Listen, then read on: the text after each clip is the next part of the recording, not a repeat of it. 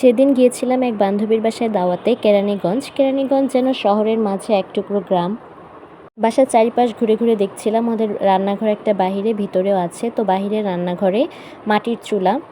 তো ঢোকার পরেই ও নিজের হাতে শরবত করে আমাদেরকে দিল। এরপরে আমরা সকালের নাস্তা করলাম, পরোটা, ভাজি, ডিম। তারপরে আমরা গল্প করছিলাম, গল্প করতে করতেও কিছু নাস্তা নিয়ে আসলো, বলল যেগুলো খা আর গল্প কর। গল্প করতে করতে এত তাড়াতাড়ি সকাল গড়িয়ে দুপুর হয়ে গেল, টেরই পেলাম না। এরপরে আন্টি আমাদেরকে ডাক দিল খাবারের জন্য। তো শুরুতেই দিল টিকা, এরপরে রোস্ট। এগুলো সব কিছু আন্টি নিজের হাতে রান্না করেছে মাটির চুলায়।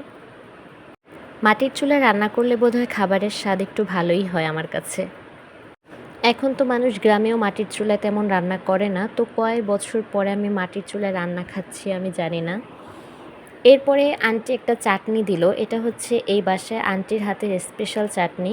তো এই চাটনিটা আমার কাছে কেন, এখানে আমরা যারা এসেছি আমাদের সবার কাছে চাটনিটা খুবই ভালো লেগেছে। এরপরে গরুর মাংস আমি নিতে চাচ্ছিলাম না, তারপরেও নিলাম 2 পিস।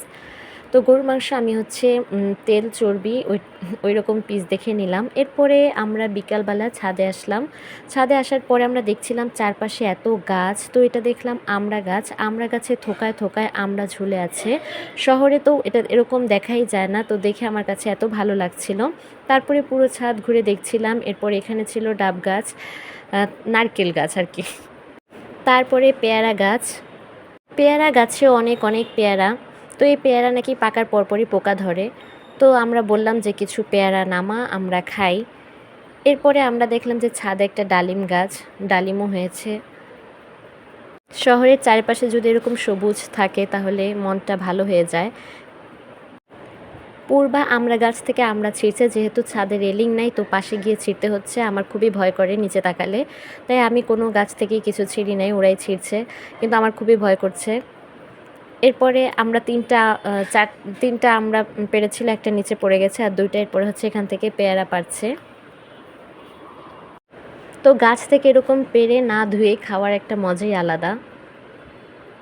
যান্ত্রিক জীবনযাপন করতে করতে মাঝে মাঝে যদি বন্ধুদের সাথে এরকম আড্ডা দেওয়া যায় তাহলে মন্দ হয় না।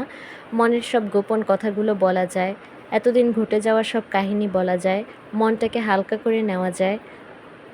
আর এই সময়গুলো এত তাড়াতাড়ি কাটে, চোখের পলকেই শেষ হয়ে যায়। মনে হয় এই তো একটু আগেই আসলাম, দেখতে দেখতেই বিকাল গড়িয়ে সন্ধ্যা হয়ে যাচ্ছে। তো সন্ধ্যায় যেহেতু বাসায় পৌঁছতে হবে তাই আমরা আবার রওনা দিলাম। তো আজকের দিনটা খুবই ভালো ছিল। মাঝে মাঝে শহরের থেকে একটু দূরে কোথাও যাবেন, যেখানে গাছপালা আছে, অনেক পুকুর আছে, নদী নালা আছে, এরকম জায়গায়ও যাওয়ার চেষ্টা করবেন। এতে মনের দিক থেকেও খুবই ভালো লাগে, একটা প্রশান্তি আসে। তবে সত্য বলতে এই সময়গুলো এত তাড়াতাড়ি চলে যায়, তাড়াতাড়ি চলে গেলেও এর যে একটা এত সুন্দর একটা জায়গায় ঘোরার পরে যে প্রভাবটা পড়ে সেটা থেকেই যায়। আজ এই পর্যন্তই। এরকম আরও অনেক ভিডিও পেতে, সবার আগে পেতে চ্যানেলটি সাবস্ক্রাইব করে রাখুন। ধন্যবাদ আপনাদের সবাইকে।